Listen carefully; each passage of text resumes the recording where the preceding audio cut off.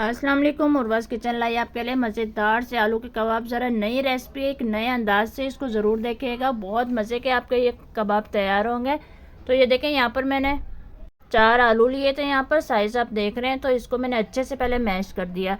Mash आपने यहाँ पर करना है कि मतलब बिल्कुल ऐसे नहीं करना है कि ये इसकी बिल्कुल दाने दाने जो हैं वो ख़त्म हो जाएँ। तो आपने ज़रा मोटा मोटा रखना है। तो ये मैश हो गया। उसके बाद इसमें आधा चम्मच मैंने नमक ऐड किया है, आधा चम्मच इसमें गर्म मसाला ऐड किया है। मसाले का हिसाब आप अपने क्वांटिटी के हिसाब से ऐड करेंगे। यहाँ पर 2 चम्मच मैं साबुत धनिया के ऐड करूँगी और फिर इसमें ऐड हो जाएगा यहाँ पर 1 चम्मच भुना हुआ रोस्ट किया हुआ ज़ीरा पाउडर। और फिर जो है वो इसके अंदर हम शामिल कर देंगे धनिया, जो कि मेरे पास था बिल्कुल बारीक बारीक कटिंग किया हुआ। और फिर इसके अंदर शामिल कर देंगे पुदीना। धनिया से ज़रा कम क्वांटिटी होगी पुदीने की।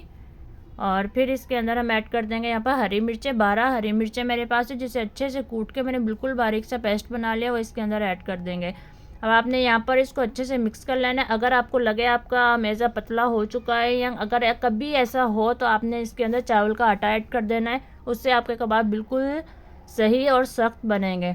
तो यहाँ पर मैंने बिल्कुल ऐड नहीं किया क्योंकि मैंने पहले फ्रिज में रखे थे आलू, सख्त हो गए, फिर मैंने उसका मैदा तैयार किया। यहाँ सब टिक्कियाँ तैयार हो गई मेरी।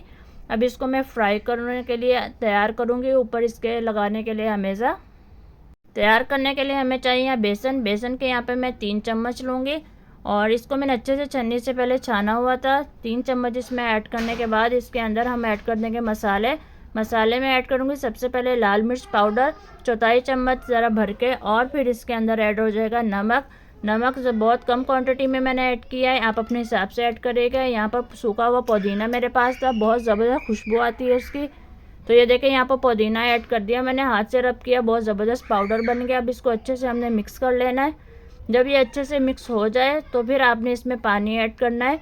पानी ऐड करते हुए आपने ख्याल रखना है कि पानी एकदम से इतना तेज़ नहीं आप ऐड कर दीजिएगा कि ये ना बिल्कुल लिक्विड पतला सा हो जाए। अगर आपने ऐसा किया तो ये कबाब के ऊपर ठहरेगा नहीं। इसको हमने ऐसा रखना है कि ये कबाब के ऊपर ठहर जाए और फिर जो है वो हमारे ज़बरदस्त से कबाब तैयार हो जाए। इसको मैं देखें, मैंने इतना थिक फॉर्म में ज़रा रखा है, तो आपने भी ऐसे ही रखना है। फिर इसके अंदर हम इस तरह कबाब ऐड करेंगे और ये अच्छे से इसकी कोटिंग हो जाएगी। फिर हम इसे ऑयल के अंदर ऐड कर देंगे। ये देखें, यहाँ सब मैंने ऐड कर दिए। जब ये सब हम ऐड कर देंगे तो फिर हमने थोड़ी देर वेट करना है ताकि एक साइड से ब्राउन हो जाए। जब ये ब्राउन हो जाएंगे फिर हमने इसकी साइड चेंज कर लेनी है। ज़रा सा उठा कर देखिएगा, अगर तो ये ब्राउन हो गए फिर इसकी साइड चेंज कर दीजिएगा। तो इसी तरह मैंने सारे कबाब फ्राई किए और फिर इसको एक ट्रे में लगा दिया। बहुत मज़ेदार ये कबाब तैयार हुए थे, ज़रूर ट्राई करिएगा इसे। और चलते हैं फिर हम। अल्लाह हाफिज़।